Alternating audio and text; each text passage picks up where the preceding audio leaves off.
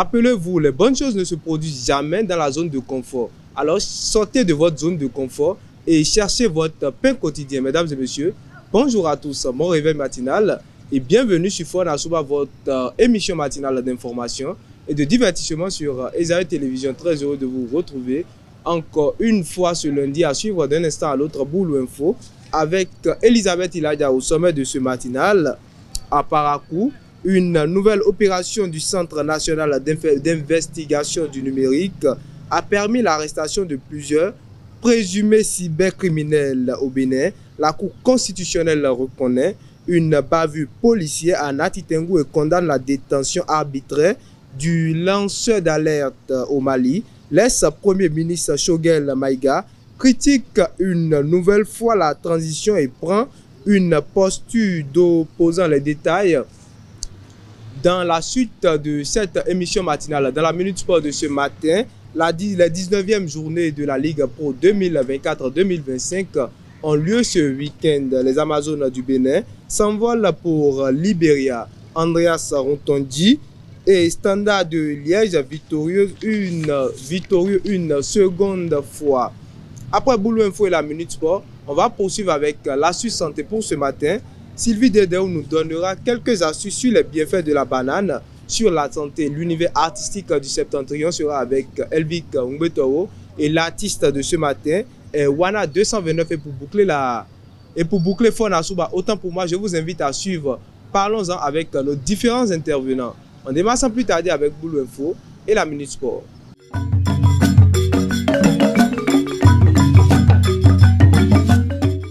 Boulou Info, c'est avec vous, Elisabeth Iladia. Bonjour. Bonjour, Midi.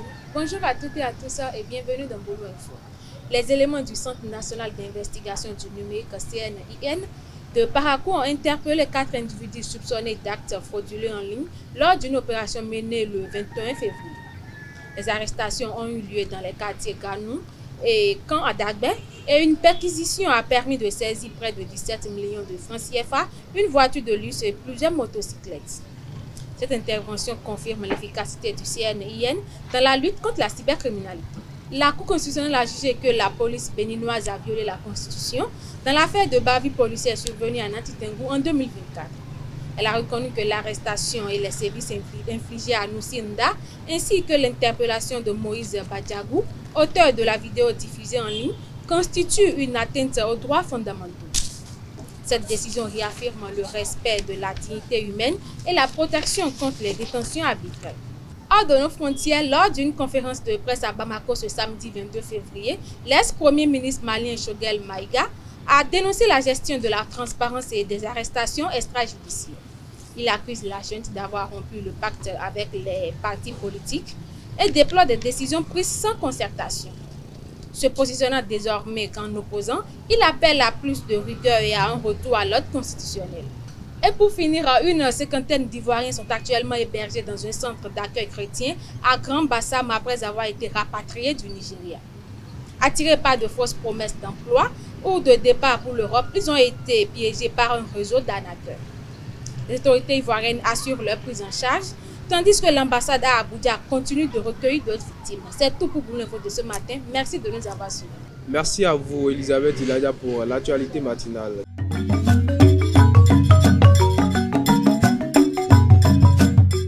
Dans la Minute Sport de ce matin, lors de cette 19e journée de la Ligue Pro, l'AS Takouné a affiché une confiance grandissante. À domicile, les joueurs de Ibrahim Aboudou se sont imposés 2-0 face à Dynamique FC de Djougou. Suivez dans cet extrait les impressions du président des Lions de Kandi et de son entraîneur au micro de Abel Odio. Les impressions, d'abord, c'est la joie et une satisfaction avec ce qui est mis en place. Les félicitations au staff qui est en train de faire un bon travail. Et aujourd'hui, ce que nous avons vu sur le terrain, c'est le fruit du travail qui est fait. Donc je ne peux que me réjouir de ce qui est en train d'être fait. Et comme je l'ai dit à l'entame de cette seconde phase, notre objectif c'est d'être parmi les 3 premiers. Et je crois que nous sommes sur cette lancée, par la grâce de Dieu, avec l'accompagnement qu'il faut avec le public candier qui est toujours derrière son équipe, je crois que cet objectif sera atteint. Merci aussi, merci à Eldoris Sport qui fait beaucoup de choses pour la visibilité du département dans tout ce qui se fait en sport et particulièrement au foot. Je crois que vous ne savez pas le travail que vous êtes en train de faire, mais par la grâce de Dieu, vous allez voir ce que votre structure va devenir d'ici là. Attendez à ce match, on sait que l'adversaire vient d'une victoire contre l'équipe qui est en tête de notre poule, donc l'adversaire a une confiance et nous savons que cette équipe joue souvent en bloc bas, donc on savait qu'au fil du match, on va les avoir à l'usure. C'est pourquoi je suis content d'avoir de la première mi-temps. Il manquait juste d'efficacité. Après la mi-temps, on a pu faire quelques réglages et les joueurs ont pu appliquer parce qu'on a modifié aussi le système après pour pouvoir marquer ce but-là. Non, ce jeune garçon, je pense qu'il a la potentialité, mais il doit beaucoup travailler. Il doit beaucoup, surtout sur le plan physique. Parce que ce soir, nous jouons comme une équipe agressive, physique, et raison pour laquelle je ne vais pas faire démarrer. Mais c'est qu'à l'usure, s'il rentre, il peut faire la différence. Et c'est ce qu'il a fait. Espoir FC de Savalou a dominé Abeille FC 2-1 sur la pelouse du stade Omnisport de Savalou. Une victoire importante pour cette formation de Savalou. Au micro de Samuel Aguia, suivez les impressions du coach Boussari Hakim et de son capitaine après la rencontre. Ça a été un beau jeu malgré la tournure des choses au match aller avec cette même formation à domicile. Cette fois-ci, c'est le retour. Donc, on a tout fait pour arracher les 3 points et ce qui est rassurant est de voir le jeu terminé, marquer les buts. C'était quand même un beau jeu. Si vous regardez le jeu bien, c'était un bon jeu le premier mi-temps. Comme le premier mi-temps, là, on a marqué le premier but. Notre équipe Espoir FC de Savalou, c'était en place. C'est la circulation des ballons avec tout. C'est la formation de le coach qui est passé à le joueur. Le moyen de jeu jusqu'à c'est tout ce qu'on a fait entraînement. Je sais que c'est tout ce qu'on a produit au match. Le premier but, le deuxième mi-temps, deuxième but aussi, le deuxième mi-temps. Mais le dernier but, on a encaissé là, pour la dernière minute. Là. Je sais que c'est un manque de concentration dans notre défense. Je sais qu'à l'entraînement, là, on va faire tout pour gérer ça. Double buteur face à Dynamo de Parakou, Malik Traoré Kissima grimpe à 9 réalisations, autant pour moi cette saison. L'attaquant guinéen de Bani Ganser devient ainsi le deuxième meilleur buteur de la Ligue Pro 2024-2025, juste derrière Moussa Yarou Maye et ses 11 buts. La course au titre du meilleur buteur du championnat est plus serrée que jamais. Les Amazones du Bénin ont foulé le sol libérien dans la soirée du samedi 22 février 2025. Après un succès convaincant au match aller face aux Queens de la Sierra Leone, Aude Gbedissi et ses coéquipiers s'apprêtent à offrir une première qualification de la CAN féminine au Bénin. Et pour boucler avec la Minute Sport de ce matin, Andreas Rontondi a disputé son 7e match ce dimanche sous les couleurs de Standard de Liège. Le jeune Guépa a fait son entrée à la 79e minute du jeu face au club Buge, participant ainsi à la victoire 2-1 des siens. Cette victoire face au deuxième du classement propulse Rontondi et ses coéquipiers à la 7e place du classement. Voilà, c'est tout pour la Minute Sport de ce matin. À présent, chers internautes, j'invite Sylvie Dedeo au plateau pour l'astuce santé.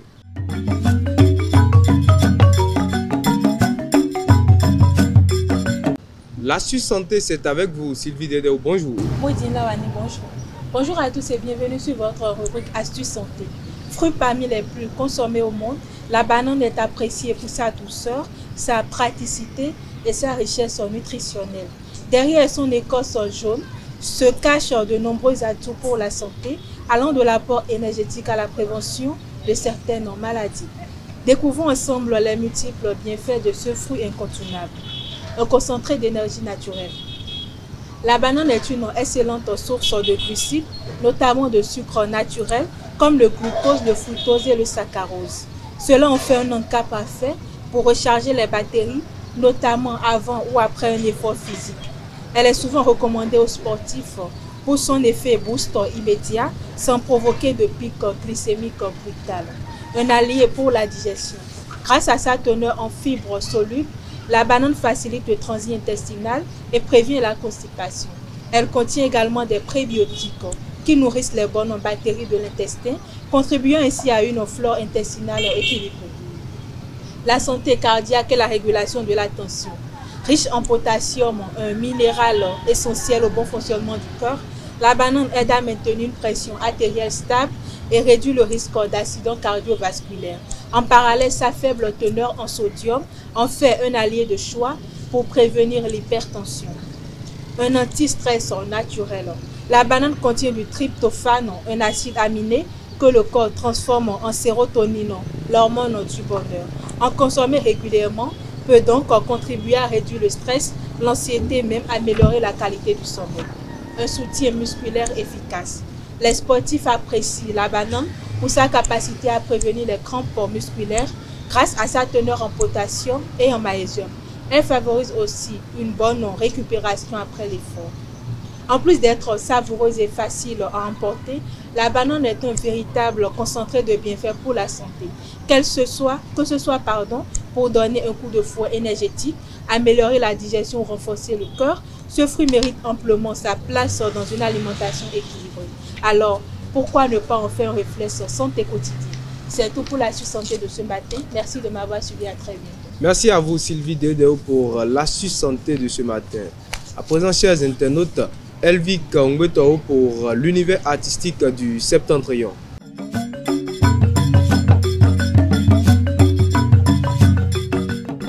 Wana 229, le paysage artistique du Septentrion. C'est avec vous, Elvic Ngwetao. Bonjour. Bonjour, Wana 229. À l'état civil, il s'appelle Seke Kora Joël. Il est né le 14 juillet à Penko, dans le département de la Takwa.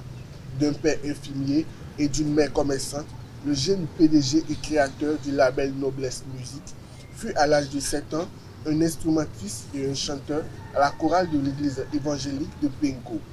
Passionné par la musique, il se lança en 2012 dans les activités culturelles et artistiques de son collège où il entreprit ses premiers freestyles avec ses amis.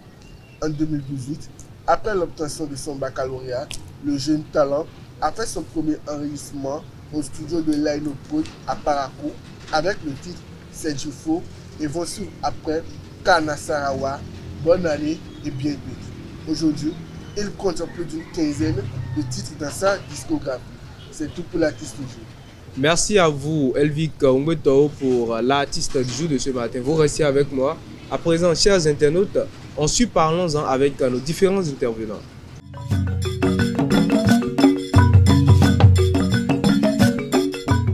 Médecine traditionnelle contre médecine moderne, laquelle est la meilleure? C'est le sujet de Parlons-en de ce matin et le débat est avec vous. Sylvie Dedeo, bonjour à nouveau. Bonjour à nouveau. Et Elvic Ngwetao, bonjour à nouveau. Bonjour à nouveau. Alors d'entrée, je m'adresse à vous, Elvic Ngwetao. Médecine traditionnelle, médecine moderne. En gros, le mot médecine, ça veut dire quoi? La médecine, moi je vais dire que c'est une science. La science qui s'occupe de l'homme, de la santé de l'homme, dans tous ses sens. Médecine, c'est la science qui s'occupe de la santé de l'homme. Sylvie Dedeo, médecine. Je suis d'accord avec Elvic, c'est la science qui s'occupe de la santé de l'homme. Et quand on parle de médecine traditionnelle, ça veut dire quoi?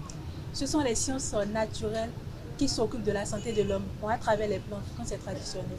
Ce sont des plantes, en quelque sorte. Elvic Ngwetao, médecine moderne. C'est l'évolution de la technologie aujourd'hui. On peut utiliser les appareils pour faire des opérations, des comprimés. Ça, c'est la médecine moderne, les comprimés, les appareils, tout cela.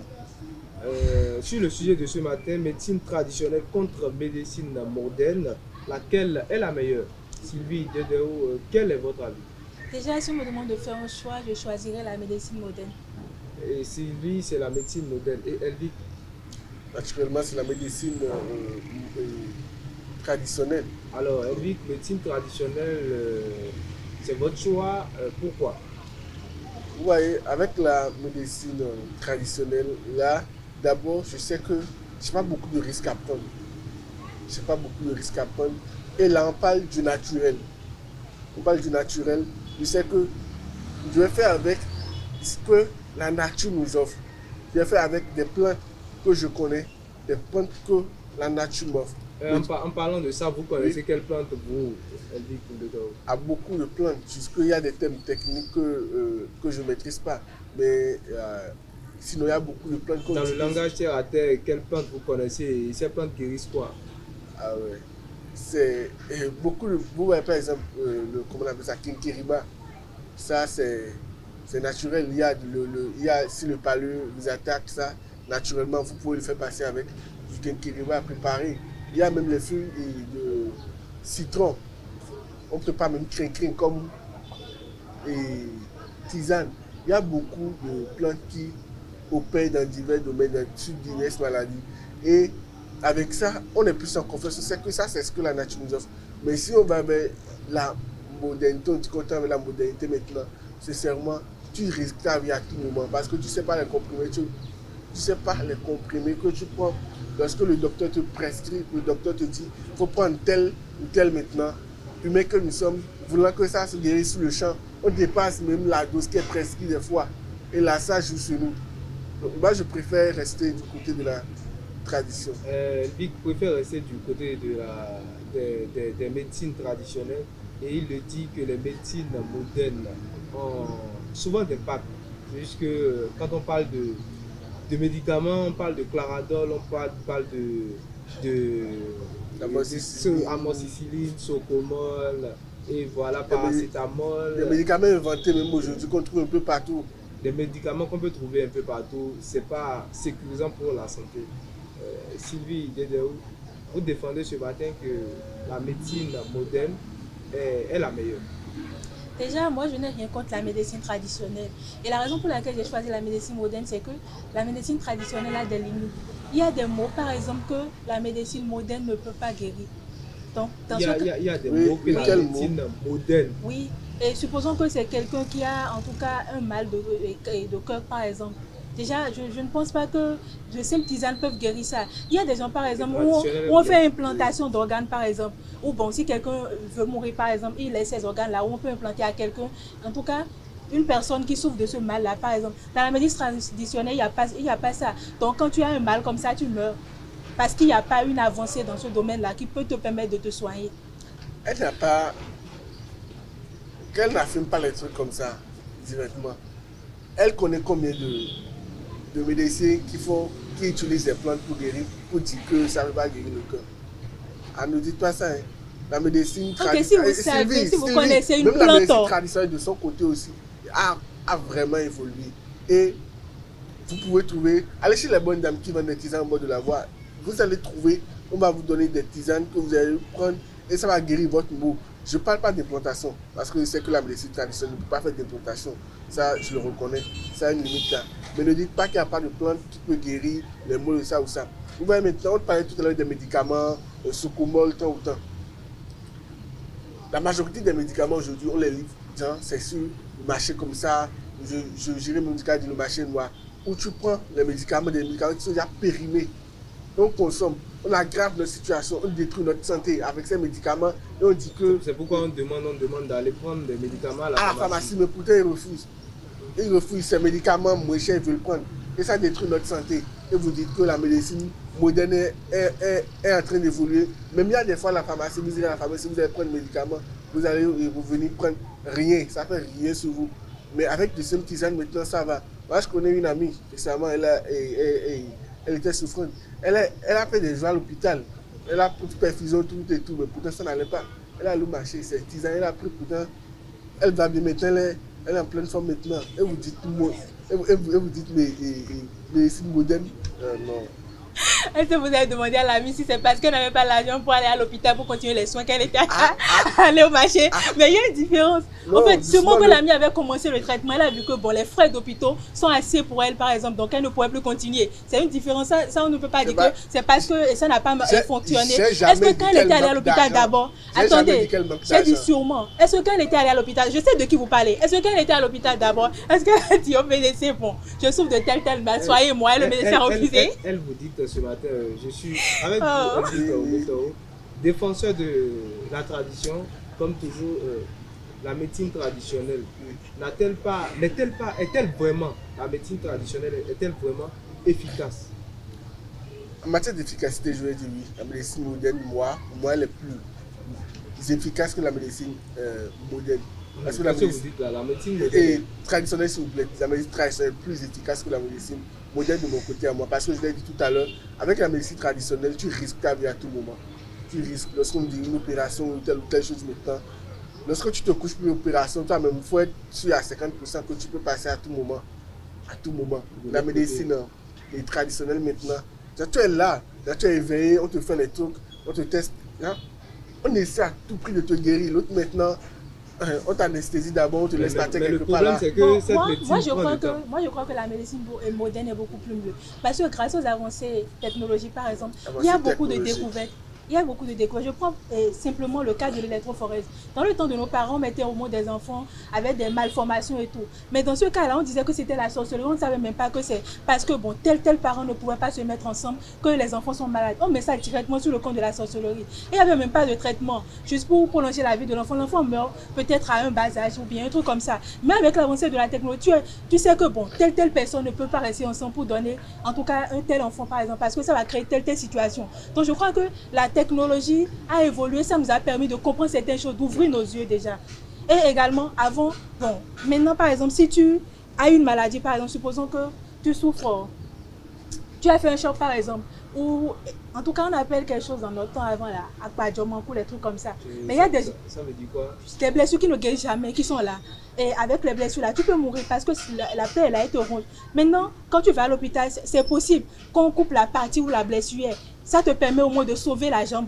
Donc tu peux encore, en tout cas ça te permet quand même de pouvoir mettre quelque chose sur les pieds. Déjà les personnes qui n'ont pas de pieds, il y a, je ne sais pas, des faux pieds qu'on peut mettre là et marcher avec. Il faut des prothèses, voilà, qu'on peut marcher avec. Est-ce que dans l'ancien temps il y avait ça? Il n'y avait rien de tout ça. Les fauteuils dans lesquels on s'assoit quand on est paralysé, les trucs là pour se promener. Mais dans l'ancien temps il n'y avait rien de tout ça. Quand tu es paralysé, tu te couches tout le temps, toute ta vie, jusqu'à ce que la mort t'emporte. Donc je crois que la technologie a vraiment avancé. Il y a beaucoup de choses que la médecine moderne a apporté que la médecine traditionnelle ne pouvait pas apporter.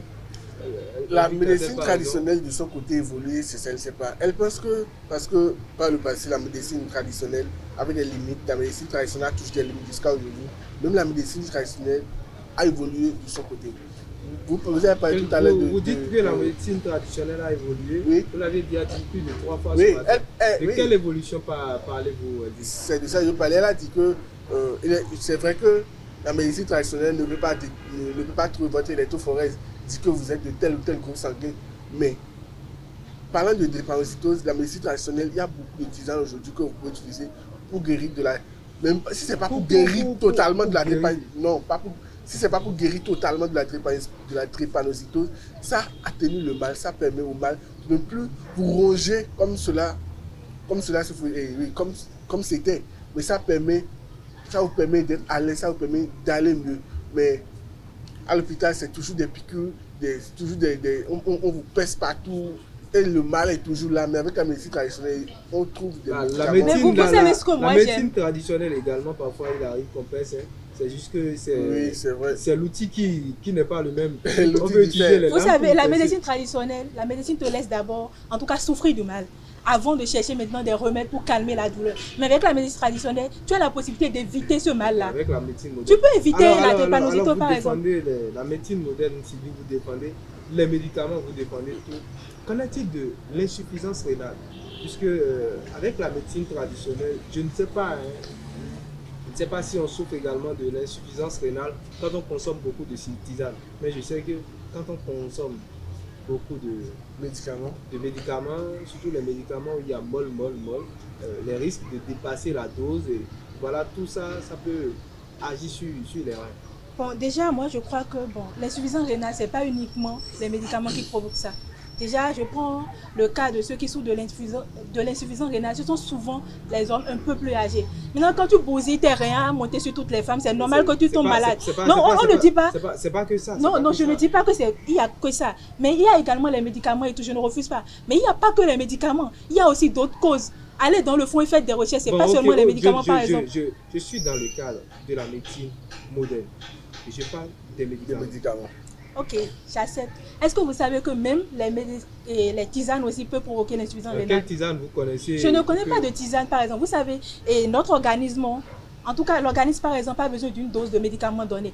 Par exemple, les tisanes, par exemple, les parents là ne savent pas la dose. On te met peut-être un gobelet de tisane à boire. Vous savez si et le surplus de médicaments là, de tisane là que vous avez, vous peut créer quelque chose après. Mais on ne le sait pas. Fou. Chaque fois, on peut tomber malade et on prend des médicaments. Mais on ne sait pas que ça peut créer quelque chose. Par exemple, quand on mélange ce qu'on appelle citronnelle là, quand on mélange avec d'autres plantes, on peut boire ça du matin jusqu'au soir. Et voilà, c'est là le mal. Peut-être que ça provoque quelque chose là qu'on ne sait pas aussi. Parce qu'on le prend tout le temps. Chaque chose a une dose. Même quand tu le prends de la paracétamol là, on te dit. On se sent bien dans le corps. Quand tu le prends de la paracétamol, par exemple, on te dit faut prendre ça chaque 4 heures au moins. Au moins chaque 4 heures. Mais pour la tisane, ce n'est pas ça. Tu prends ça tout le temps. Tu ne sais pas le mal que ça peut créer. C'est parce qu'on n'a pas encore détecté un vrai mal. Quand vous vous dites que ça ne crée pas de mal, il n'y a rien sans conséquence. Sûrement, il y a un mal là que personne ne sait. Je n'ai pas dit qu'il n'y a rien sans conséquence, mais dit que la tisane, on prend ça à tout moment, c'est faux. Même la tisane aussi, ça doit être donné au respect des gens. On sait que la tisane, c'est à tel on prend ça. C'est pas comme je ne parle pas de l'heure, je parle de la quantité. Oui, surtout quand c'est vraiment amer. Je parle de la surtout va au village chez les grands-mères, quand ils veulent te donner tisane là,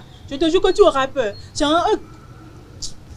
Laissez. Faut pas sous-estimer. Non, je ne veux pas laisser. Faut pas sous-estimer, c'est vraiment sur la médecine traditionnelle, la médecine moderne.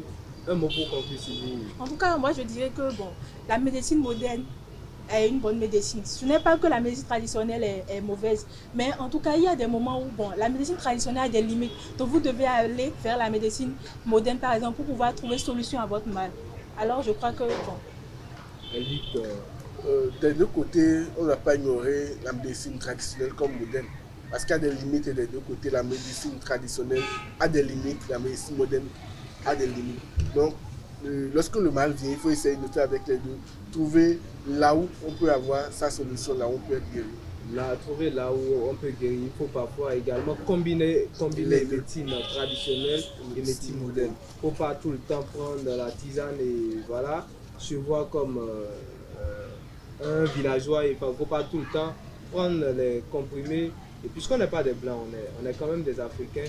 Et quand on parle de l'Africain, il faut des tisanes, il faut des plantes à boire, à se doucher avec. Et voilà, ça rend plus fort et ça rend la peau plus lisse. Merci à vous, Elvic Oumetoro. Merci, Sylvie Dedéou. Voilà, chers internautes, nous sommes à la fin de Parlons-en de Faune Assouba de ce matin. Merci d'être restés jusqu'au bout. Bonne journée à tous et à toutes.